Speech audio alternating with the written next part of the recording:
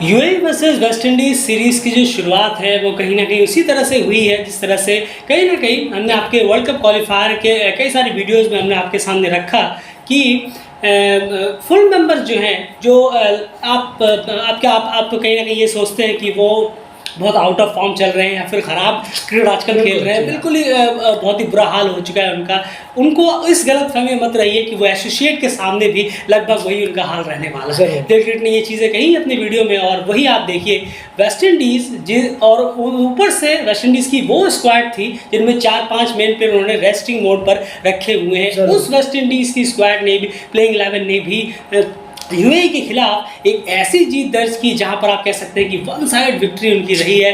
एक वक्त भी ऐसा नहीं लगा कि यूएई इस मैच में कहीं पर भी कुछ भी बेहतर करता हुआ नजर आया। बस यही चीज़ है, अब हमने यहाँ पर लगातार वीडियोस में कही थी और यही हम कहेंगे इस गलत फहमी में वर्ल्ड कप क्वालिफायर में खेलने वाली एसोसिएट टीम्स ना रहे कि कोई फुल मेंबर अगर बहुत ख़राब खेल रही है, बहुत ख़राब दौर से गुजर रही है तो वो एसोसिएट्स के सामने भी वैसे ही खेलती हुई नजर आएगी। यहाँ पर वो अलग ही तरह के शेर नजर आते हैं जब सामने एसोसिएट आ जाते हैं और रिजल्ट आपके सामने। ऐसा नहीं है कि नामुमकिन है उनको हराना, बिल्कुल भी नहीं, ऐसा नहीं है। उसके लिए आपको कुछ चीज़ों की ज़रूरत है, उस चीज़ों के बारे में हम ऑलरेडी डिस्कशन कर चुके हैं हमारी वीडियोस में, जाकर ज़रूर चेक करिएगा। लेकिन शुरुआत तो कम से कम ऐसी हुई है। अभी 2 मौके यूएई के पास और हैं लेकिन शुरुआत ऐसी ही हुई है। एंड इस तरीके की वन साइडेड विक्ट्री की अगर हम बात करें तो ये किस तरह से आई, क्या यूएई की गलतियाँ रही हैं, क्या वेस्ट इंडीज़ की बेहतरी रही है, वो सब बात इस एनालिसिस में आपको समझ में आ ही जाएगी। सबसे पहले यूएई ने टॉस जीता और पहले बैटिंग करने का यहाँ पर फैसला लिया और बैटिंग जब स्टार्ट हुई यूएई की, सबसे पहले उनका फेस बाय फेस स्कोरिंग जो कंपैरिजन है वो किस तरीके का रहा है। नहीं, ज़रूर देखिए, अगर हम बात करें 1 से 10 ओवर में तो यहाँ पर टीम ने 43 रन बनाए और 2 विकेट यहाँ गंवाए टीम ने। और वहीं पर जब मिड फेस आया यानी कि 11 से 40 ओवर का तो वहाँ पर टीम ने 112 रन बनाए और 5 विकेट यहाँ टीम ने गंवाए। बहुत ही कम रन, 30 ओवर में 112 फिर 5 विकेट अपने आप में गंवाना बहुत ही पुअर रहा अगर आप देखेंगे मिड फेस भी।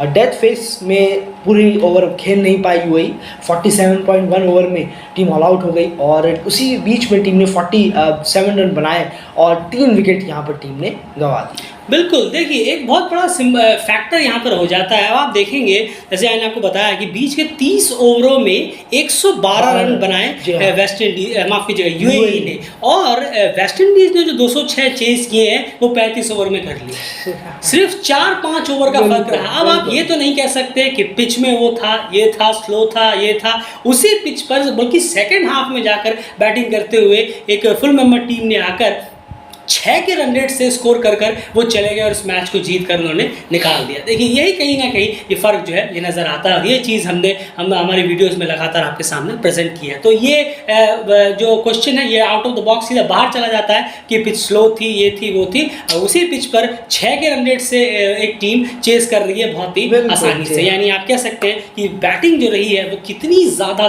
स्लो और कितनी ज़्यादा आप कह सकते हैं कि अननेसेसरी डॉट्स खेलने की कोशिश यहाँ पर की गई है। एंड डॉट बॉल्स की अगर मैं बात करूं जी हाँ जी, तो इतने जो ओवर्स खेले 50 ओवर तो सबसे बड़ा पूरे टीम नहीं खेल पाई, अपने आप में एक सेटबैक है। हमने कहा था कि 50 ओवर यूएई को तीनों मैचेस में खेलने की कोशिश करनी चाहिए, तो पहला बॉक्स तो वो टिक नहीं कर पाएगी, वो 50 ओवर पूरे खेल पाए। चलिए 50 ओवर पूरे बैटिंग कर लेते, एक बॉक्स तो टिक होता, वो भी करने के नहीं हुआ। और इसमें भी अगर हम देखें जो कम से कम 15-20 ओवर हैं वो 5-6 विकेट के बाद वाले बैट्समैनों ने भी कहीं ना कहीं निकाले हैं। बैट्समैन ने ज़्यादातर ओवर खेले हो 40-45 ओवर तक, ये भी कहीं ना कहीं हुआ नहीं। डॉट बॉल्स कितने रहे इसमें? ज़रूर देखिए, डॉट बॉल्स तो खैर आप कहें पहाड़ जैसा था, जी हाँ, जो कि हम काफ़ी देखते हैं। हमने जो वर्ल्ड क्रिकेट लीग 2 में भी बहुत देखा है, डॉट बॉल्स का परसेंटेज बहुत हाई हो जाता है। 173 डॉट बॉल यहाँ पर खेली है। आप बताइए 173 डॉट बॉल्स हैं। 173 में अगर 50 रन भी बन जाते, मैं ऐसे ही कह रहा हूँ, 173 में 50 तो खुद में शर्म की बात है। लेकिन पिच ऐसी नहीं है, पिच इतनी फैंटास्टिक थी बैटिंग के लिए,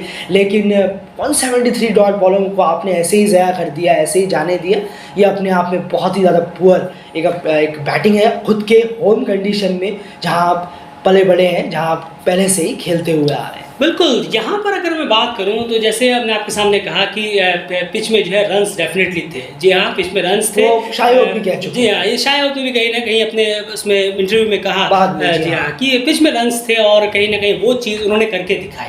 एक टीम नहीं कर पाई, लेकिन वो भी होम टीम नहीं कर पाई, जो वहाँ पर उन्होंने कितने मैचेस खेले हैं, लेकिन एक विजिटिंग टीम ने वहाँ पर आकर करके दिखाया था, जिन्होंने खुद भी काफ़ी मैचेस वहाँ पर खेले शारजाह में, लेकिन फिर भी इतना नहीं कि जितना यूएई की होम टीम खेलती है, उनके डोमेस्टिक वगैरह भी कई बार वहाँ पर हो चुके हैं। खैर, बैटिंग यूनिट की अब बात करें, मैं सीधे तौर पर दो प्लेयरों के बारे में यहाँ ज़्यादा बात करना चाहूँगा, सीधे चलूँगा मैं यहाँ पर। स्कोर कार्ड जो है बैटिंग का आप स्क्रीन पर देख पा रहे हैं। मोहम्मद वसीम 0 रन आए और अंदर आती हुई बॉल पर उनका सीधा डंडा निकल गया, क्लीन बोल्ड वो हो गए। आर्यन शर्मा बहुत ज़्यादा ओवर कॉन्फिडेंस कहीं ना कहीं नजर आ रहे थे, शायद उन्होंने एक चौका मारा, उससे पहले सोच रहे थे कि नहीं अब बहुत आसान है यहाँ पर, तो चलिए मैं एक और शॉट के लिए जाता हूँ, और बहुत लेट बल्ला उनका आया, बॉल पड़कर अंदर आई, मेरे ख्याल से डोमिनिक ड्रेक्स उनकी बॉल पड़कर अंदर आए, वो भी कहीं ना कहीं क्लीन बोल्ड हो गए। बहुत अच्छी बॉल थी वो भी, लेकिन उसमें ओवर कॉन्फिडेंस ने भी काफी साथ दिया शर्मा का, एक चौका उन्होंने लगाया, उसके बाद वो भी पवेलियन लौट गए। वृत्ति अरविंद ने यहाँ पर कुछ अच्छी इनिंग जरूर खेली, थोड़ी उनकी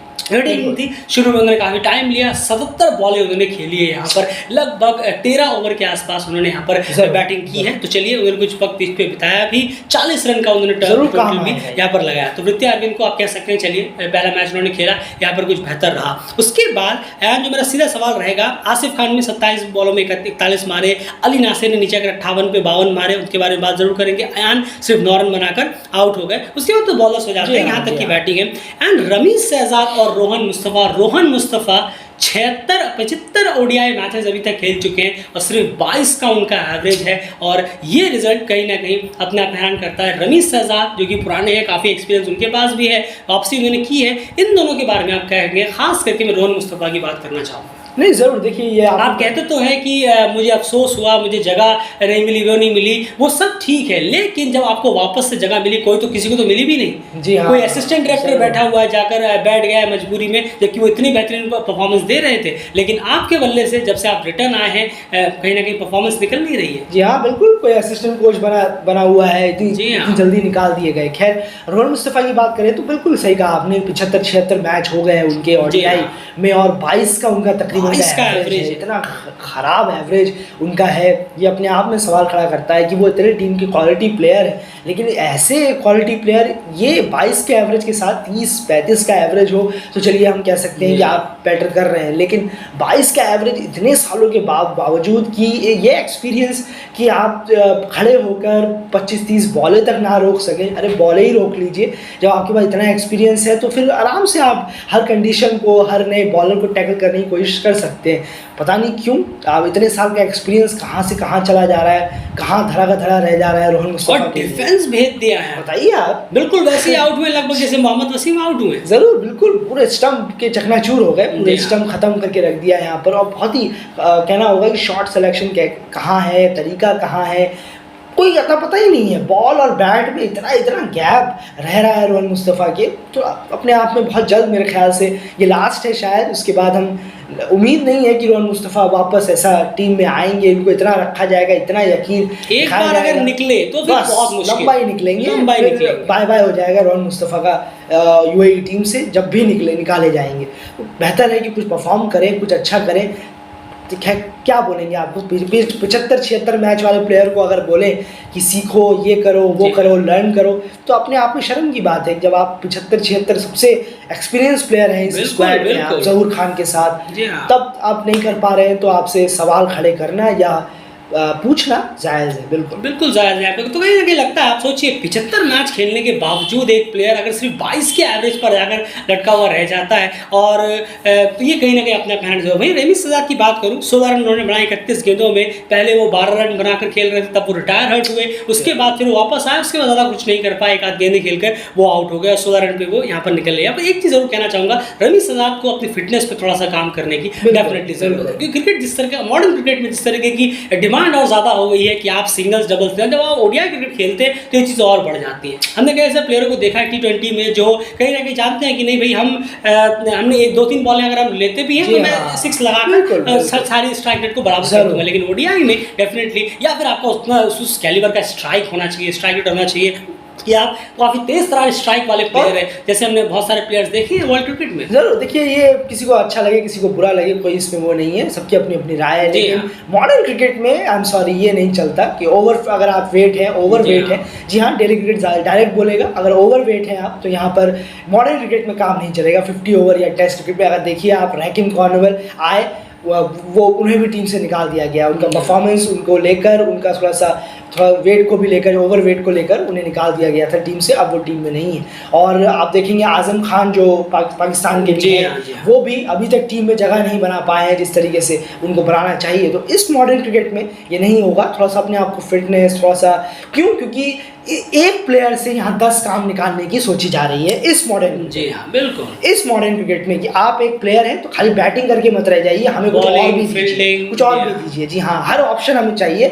एक एक प्लेयर से। ऐसे टीम में कई प्लेयर हैं जिनसे हर चीज़ ली जा रही है एक एक बॉडी से, यानी कि एक एक प्लेयर से। बिल्कुल, तो ये कहीं ना कहीं थोड़ा सा यहाँ पर फिटनेस पे ध्यान देने की जरूरत है। और रमी शहजाद को ये डेली क्रिकेट जरूर यहाँ पर कहेगा, और जिस तरह का एक्सपीरियंस उनका रहा है पिछले पुराने में, वो एक्सपीरियंस यूटिलाइज करने का वक्त यहाँ पर आ गया है। क्योंकि अगर आप जैसे हम लगातार कहते हैं कि परफॉर्मेंस के दम पर अगर आप टीम में हैं तो मोस्ट वेलकम। अगर परफॉर्मेंस आपसे नहीं हो रही है तो आप कितने भी बड़े नाम है, डेफिनेटली आप उस प्लेइंग 11 को कहीं ना कहीं डिसमेंटल कर रहे हैं, डिसबैलेंस कर रहे हैं। उसकी जगह पर अगर आपको भी 7 रन बनाने हैं, एक यंग प्लेयर को आकर भी 7 रन बनाने हैं, तो मैं चाहूंगा कि यंग प्लेयर आपकी जगह पर आकर 7 रन बनाए, क्योंकि वो धीरे धीरे अभी सीखेगा और वो 7 से 70 कैसे करने होंगे वो बहुत ही जल्द उस चीज़ पे आ जाएगा। लेकिन उनके पास क्रिकेट भी काफ़ी लंबा बचा हुआ होगा। हाँ, अगर आप परफॉर्मेंस दे रहे हैं और आप जस्टिफाई कर रहे हैं कि नहीं आप एक्सपीरियंस प्लेयर है, तो देखिए मैंने परफॉर्मेंस करके दिए, तो डेफिनेटली आपका वेलकम जरूर है। लेकिन रोहन मुस्तफा और रमी शहजाद से रिसेंटली वो परफॉर्मेंस अभी तक निकली है नहीं। अगर निकलते भी है तो 5-6 मैचों में एक बार निकलती है, उसके बाद फिर कहीं ना कहीं वो ठंडे बस्ते में चला जाता है। खैर, अब यहाँ पर अगर हम बात करें, ये हाल रहा बैटिंग यूनिट का। अली नसीर की इनिंग को आप किस तरह से देख रहे हैं? काफ़ी बेबाक होकर खेले हैं, एक आध शॉट्स कहीं ना कहीं हवाई फायर टाइप के भी उनके रहे हैं, लेकिन फिर भी एक दिलेरी दिखाई है, हाफ सेंचुरी लगाई है डेब्यू में, अपने आप में एक अचीवमेंट भी उन्होंने बनाया। 58 रन 52 गेंदों में कैसे इनिंग रही है? नहीं जरूर देखिए, अब ये देखना होगा कि मोहम्मद वसीम ने ऊपर ना कर दें, ये ज़रूर बहुत एक रहता है ये खराबी की, जिस डाउन पर उन्होंने रन किए हैं उन्हें उस डाउन पर देखा जाए, भेजा जाए कंटिन्यू। अगर वो इस डाउन पर आते हैं तो खुशी होगी कहीं ना कहीं, क्योंकि होता है कुछ डाउन पर आकर कुछ बल्लेबाज रन करते हैं। अब ऐसा नहीं है कि इन्होंने 50 जड़ दिया है तो इनको टीम चाहेगी कि सेकंड डाउन आए या 1 डाउन आए, ऐसे 1 डाउन से 2-3 इनिंग और देखिए, आराम से देखिए पहले। और ज़रूर ये इनिंग्स जो है बहुत अच्छी थी, अच्छा खेल रहे थे, ये बहुत बेहतरीन खेला है इन्होंने, और उम्मीद है कि ऐसी अगर इनिंग खेले तो वर्ल्ड कप क्वालिफायर के लिए इनका सिलेक्शन भी ज़रूर हो सकता है। जी हाँ, अगर 2 और मैचेस में बेहतर परफॉर्मेंस कहीं ना कहीं दे पाए। लेकिन शुरुआत अगर यंग प्लेयर, नए प्लेयर्स में किन्होंने वर्ल्ड कप क्वालिफायर की स्क्वाड में जगह बनाने के लिए की है बेहतर तरीके से, तो अली नासिर जरूर यहाँ पर हो जाते हैं, जो कहीं ना कहीं हमने भी अपनी यूएई की प्रोबेबल स्क्वाड में आपके सामने रखा था कि शायद ये हो सकते हैं। खैर, अब यहाँ बात करें तो ये तो बात हो गई यूएई की बैटिंग की। उसके बाद यहाँ अगर आप चलें सीधे सीधे यूएई की बॉलिंग की तरफ। जी हाँ, क्योंकि वेस्ट इंडीज़ की बॉलिंग और वेस्ट इंडीज़ की बैटिंग की यहाँ बात करने की, जैसे मैंने कहा कि एनालिसिस में कोई यहाँ पर खास ज़रूरत है नहीं, क्योंकि हमारा जो फोकस है वो स्पेसिफिकली यूएई की परफॉर्मेंस यानी एसोसिएट टीम की परफॉर्मेंस पे लगातार बना रहता है। और ओवरऑल 206 पे जब टीम को ऑल आउट कर दिया तो वेस्ट इंडीज़ की बॉलिंग में यहाँ पर काफ़ी बेहतरी यहाँ पर रही है। 206 जब चेस करने के लिए वेस्ट इंडीज़ यहाँ पर उतरा एंड तो यूएई के बॉलर्स की किस तरह से बॉलिंग रही, क्योंकि विकेट के लिए बहुत बुरी तरह से सारे के सारे बॉलर्स तरस गए हैं। 2 ऐसे प्राइम बॉलर जिनसे आपको लगता है कि इनसे थोड़ा सा और निकलवाना चाहिए था, या फिर इसे निकालने की कोशिश तो जरूर की गई है लेकिन उन्होंने वो परफॉर्मेंस निकाल कर दी नहीं। ज़रूर देखिए, आप बॉलिंग यूनिट में अगर आप कहेंगे तो कार्तिक मैयप्पन और अली नसीर ने ख़त्म करके रख दिया मैच। कार्तिक मैयप्पन जैसे हम ऐन कहते हैं, आप लगातार कहते हैं कि बहुत ज़्यादा खर्चीले साबित होते हैं कार्तिक मैयप्पन। लेग स्पिनर है ज़रूर, लेकिन वेरिएशन अभी भी बहुत सारे सीखने की जरूरत है। लेग स्पिनर तो बहुत आए हैं क्रिकेट हिस्ट्री में, बहुत लेग स्पिनर आए हैं जो एक मैच खेले गायब हो गए, और किसी ने 200-300 मैचेस खेल दिए, वो सुपरस्टार बन गए। हम अनिल कुंबले सर की बात कर रहे हैं, तो ऐसे कई बॉलर आए हैं जो सुपरस्टार भी बने और कोई फ्लॉप भी रह गए। तो वो अब कार्तिक मैयप्पन के ऊपर है कि जल्दी सीखें, जल्दी ट्राई करें, क्योंकि एसोसिएट टीम है, आपको इतना मौका नहीं मिलता कि हम 10 मैच के लिए ट्राई करेंगे उसके बाद फिर अच्छे हो जाएंगे। नहीं, यहाँ इतना वक्त नहीं है, जो है यहाँ यही करना है जो भी करना है। 4.2 ओवर में 55 रन उसका अली नसीर ने शुरुआत में, 3 ओवर में 32 रन, बहुत खर्च किया।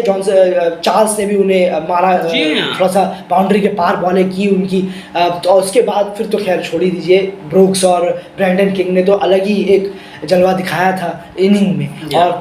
और बाकी बॉलर्स ने थोड़ा सा ज़रूर कोशिश की इकोनॉमिकल रहने की, पर विकेट्स किसी के खाते में नहीं गए। एक एक विकेट मिला यहाँ पर। अयान ने बहुत अच्छी बॉलिंग की, पूरा 10 ओवर का स्पेल डाला और सिर्फ 36 रन दिए। वाकई में बहुत कमाल के टैलेंट, बहुत बेहतरीन टैलेंट है इनके अंदर। बस थोड़ा सा और अपने आप पर अभी और बेहतर तरीके से विकेट टेकिंग डिलीवरीज थोड़ी सी और डालनी होगी। जरूर, शायद इनके पास लिमिटेड है और लिमिटेड ऑप्शंस हैं, इसलिए हम ये देखते हैं कि ये इकोनॉमिकल जा रहे हैं, विकेट्स कम निकाल रहे हैं। तो ये अपने आप को थोड़ा करने की ज़रूरत है। और रन्स भी देखिए, टीम मुश्किल में है, तब आप आके टीम को निकाल दें, तब आप बहुत बड़े ऑलराउंडर बनते हैं। ऑलराउंडर अगर आप हैं तो आपका काम यही है, दोनों साइड से टीम को मुश्किल से ऊपर लाके खड़ा कर देना। जितने भी बड़े ऑलराउंडर थे दुनिया में या हैं, वो ऐसे ही थे, ऐसे ही उन्होंने करके दिखाया है कि कहाँ से कहाँ टीम को पहुँचा दिया और टीम जीत भी गई। तो ये चीज़ ऑलराउंडर को अपने अंदर लानी होगी। ऑलराउंडर एक तरफा नहीं रह सकता, उसको दोनों तरफा रहना होगा। बिल्कुल सही कहा आपने। अगर बैटिंग से जरूरत है टीम को तो वहां पर बैटिंग से रहना ही होगा। और आज बैटिंग से टीम को जरूरत थी इस मैच में, डेफिनेटली आपको स्टेप अप करना चाहिए था। हाँ, बात अलग है, मान लीजिए 48 से आप जब आए हैं तो टीम का स्कोर 250 करीब हो चुका है और अभी 7-8 ओवर और बचे हैं, तो चलिए अगर आप उस जगह पर कहीं ना कहीं मिस आउट हो गए तो फिर तो भी अगर लटकते टीम जो है 280-300 तक पहुंच जाएगी, तो वहां पर कह सकते हैं कि इतनी जरूरत नहीं थी। लेकिन इस तरीके के मोमेंट पे जहां पर टीम पूरी तरह से ढह चुकी है, स्ट्रगल कर रही है, ये कहीं ना कहीं वक्त था कि आप बैट से भी परफॉर्मेंस दे, लेकिन वो निकल कर आए। लेकिन बॉलिंग में यहाँ पर आपने बेहतर स्कोर करने की कोशिश की, लेकिन फिर वही बात कहेंगे कि विकेट्स जो है निकालने में आप नाकामयाब जरूर रहे। तो पूरी तरह से बॉलिंग कार्ड जो है वो इसी तरीके का रहा है। जहूर खान ने भी एक विकेट निकाला, रोहन मुस्तफा ने भी एक विकेट निकाला, लेकिन ओवरऑल बहुत ही ज़्यादा हाल जो खस्ता हुआ वो हुआ कार्तिक मैपन, अली नासिर, जिनका बॉलिंग कार्ड देखने लायक भी कहीं ना कहीं बिल्कुल भी नहीं था। दोनों ने मिलकर लगभग 7 ओवरों में, अगर मैं बात करूं यहाँ पर, तो कम से कम 87 रन करीब उन्होंने खर्च कर दिए, जबकि रन इतने कम थे। तो ये हाल रहा यूएई का और बहुत ही कंफर्टेबली वेस्ट इंडीज़ ने इस मैच को जीत लिया। और आप कह सकते हैं कि उन्होंने अपने 4-5 मेन प्लेयर्स को रेस्ट दिया था, उसके बावजूद भी उन्होंने एक डोमिनेटिंग परफॉर्मेंस निकाली एसोसिएट टीम के खिलाफ। तो ये कहीं ना कहीं एक बहुत बड़ा फैक्टर रह जाता है कि जो भी 4 full members world cup qualifier में जाए। वर्ल्ड कप क्वालिफायर की बात इसलिए बार कर रहे हैं क्योंकि उसके प्रिपरेशन के लिहाज से ही वेस्ट इंडीज यूएई में चीज को देख रहे हैं। यूएई ने डेफिनेटली बात है कि उन्होंने एक तीर और मारा है, क्योंकि ड्रिया भी कोशिश कर रहे हैं कि अगर टीम में से एक मैच भी जीत जाए तो हम कहीं ना कहीं सक्सेस हो जाएंगे। हमने जो भी अपना पावर या फाइनेंस जो भी इसमें लगाया है वो उनकी अलग सोच है, लेकिन एट द एंड तो वर्ल्ड कप प्रिपरेशन की यहाँ बात हो रही थी, इसलिए वर्ल्ड कप क्वालिफायर की बार यहाँ बात कर रहे हैं कि जो 4 फुल मेंबर्स हैं वो कितनी भी खराब दौर से अपने फुल मेंबर्स के ग्रुप में गुजर रही हूँ, ये इस गलतफहमी में बिल्कुल भी मत रहिए कि एसोसिएट टीम्स के सामने भी वो उसी तरीके का फटीचर या फिर जो है लो कैटेगरी का परफॉर्मेंस प्रेस करेंगे। वो यहाँ पर आते अचानक से सवा शेर हो जाते हैं। उसका क्रेडिट जो है वो एसोसिएट 10 में से 6-7 या 8 एसोसिएट टीम्स के क्रिकेट के स्टैंडर्ड्स को देखकर कहीं ना कहीं वो इस तरीके की चीज़ें उठ जाती हैं। उम्मीद करेंगे, लेकिन जैसे हमने पहले कहा, इम्पॉसिबल बिल्कुल भी नहीं है, बिल्कुल इम्पॉसिबल नहीं है। डेफिनेटली हमने देखा है कि केन्या ने भी किस तरह से क्रिकेट खेला था अपने पास्ट में, और ऐसा नहीं कि इम्पॉसिबल है, कुछ नहीं हो सकता, लेकिन डेफिनेटली जो परफॉर्मेंस का स्टैंड हमने आपसे पहले कहा था, आपको याद होगा हमने वीडियो बनाया था कि एसोसिएट टीम्स को एसोसिएट टीम से ऊपर उठ के परफॉर्मेंस देनी होगी। अगर आप ये सोचकर परफॉर्मेंस करेंगे हम तो एसोसिएट टीम है तो डेफिनेटली आप नहीं हरा पाएंगे। आपको स्टैंडर्ड अपना उठाना होगा। आप डेफिनेटली वर्ल्ड कप क्वालिफायर में 4 फुल मेंबर्स को पार कर फाइनलिस्ट बनकर वर्ल्ड कप क्वालिफायर में जाए। देखिए 14 टीम का वर्ल्ड कप हो तब 2 एसोसिएट टीम पहुंचे, कोई बड़ी बात नहीं है। 10 टीमों का वर्ल्ड कप है, उसमें सेंध मारकर 2 एसोसिएट टीम पहुंचे, यानी आपने अर्न कर वहां पर जगह बनाई है, यानी आपने किसी को हरा कर जगह बनाई है। ये अपने आप में एक और अलग तरीके की अचीवमेंट हो जाती है। तो इस बात की उम्मीद यहाँ पर रहेगी। ओवरऑल ऐसा एनालिसिस में इतना ही। देखेंगे अब 2nd और 3rd ओडीआई में, खासकर 2nd ओडीआई में किस तरह से यूएई वापसी करता है, क्या कुछ बेहतर कर पाता है या फिर नहीं। फिलहाल इस वीडियो में इतना ही। डेल क्रिकेट के साथ बने रहिए। नामीबिया वर्सेस कर्नाटका का कल 720 करीब का स्कोर पड़ा, उस मैच में क्या हुआ, किस तरीके का एनालिसिस है, जाकर एक बार जरूर सुनिए। बाय।